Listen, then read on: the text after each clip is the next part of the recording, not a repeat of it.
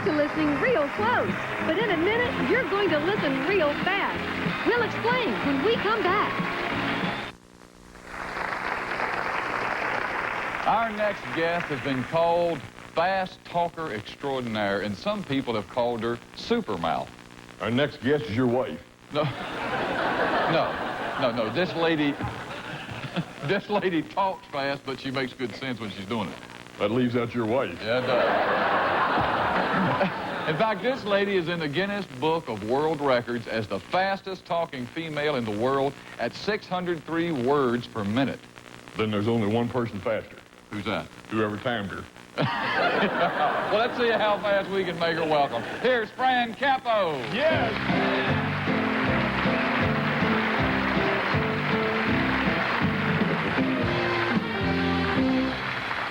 Well, good evening. It's great to be here in Nashville. I'm going to be talking slow in the beginning. I'm not going to be going that fast right away. Okay, now, first of all, I'll tell you a little bit about myself. Like they said, my name is Fran Capo, and I'm divorced. And I think if I ever get married again, I'm going to take out a marriage license with an expiration date on it. Right? Does it make sense? You take it a 2-year plan. If it doesn't work, you don't option to renew. Somebody else marries them, it's like rent-a-wreck. Who cares? But the guy I was married to, he was Irish and Jewish, which is a great combination. Basically meant he drank and then felt guilty about it. And at the wedding, we had everybody divided. We had all the Jewish people on one side and all the Italians on the other side. 10 people from my side, a way to drop the glass. 10 people from my side yelled, "Don't shoot." But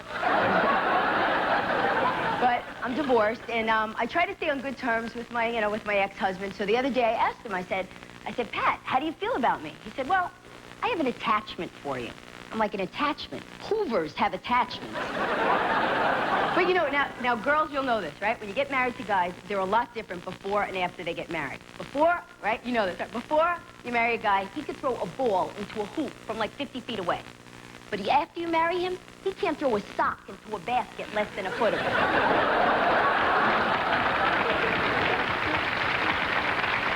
Something happened.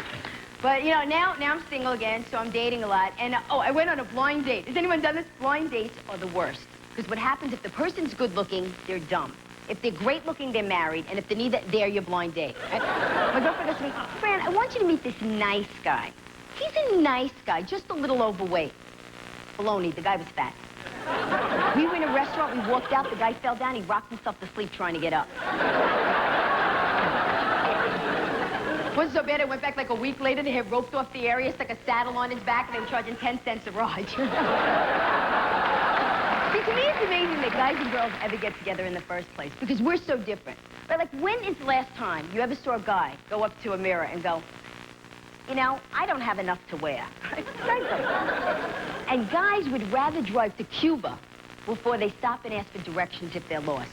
Isn't this true? I know exactly where I'm going. You're on the water. That's where I want to be. And you guys always drive with the tank on E. Why do you do this? E does not stand for enough. Oh, we do it because it's exciting. You want excitement? Bungee cord jump, right? This is not necessary. But we do everything different. Even the way we hide our weight. Women, when we gain weight, what do? We wear black, right? Like, someone could not notice a 500-pounder blob coming at you in black, right? Or what could that be? The black hole? I have no idea. But what do? Guys will wear their pants higher and higher till they have like a belt mark wrapped around their necks. Now, people, I think all of us have a bit of meanness in us. Now, be honest. How many people here ever chase their dogs or cats around the house with a vacuum cleaner? Right? Right? If you laugh, you do it, right? It's like, kitty. Suck that cat right into the vacuum cleaner. And then you try to calm the cat down. Right? And the cat's running all around the room. And cats, man, they hold grudges.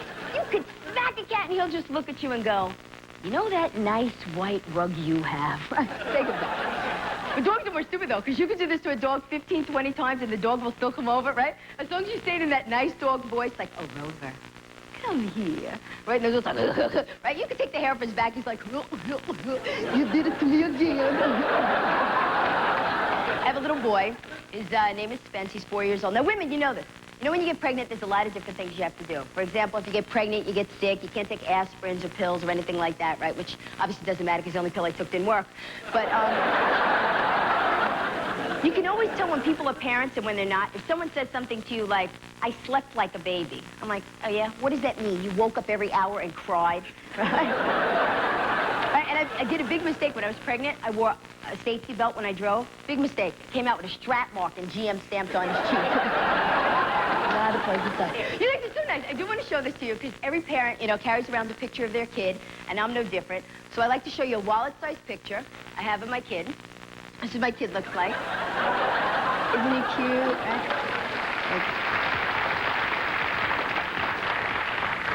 And don't say he looks like Eddie Munster or Chucky.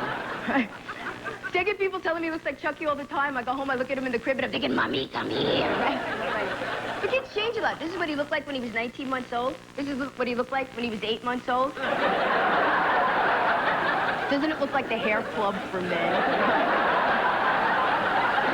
I like to read you a bedtime story that I always do my kid, and I figure that each parent reads their kids' bedtime stories differently. So I was wondering what it would be like if Evelyn Wood read her kids a bedtime story. You guys don't know who Evelyn Wood is, right, Stevie? Okay, kids, Mommy's gonna read you The Three Little Pigs.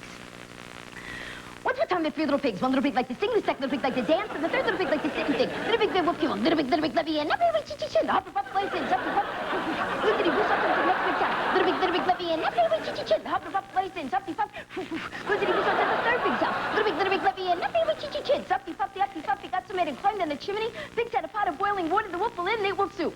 Tomorrow, War and Peace. Thank you very much.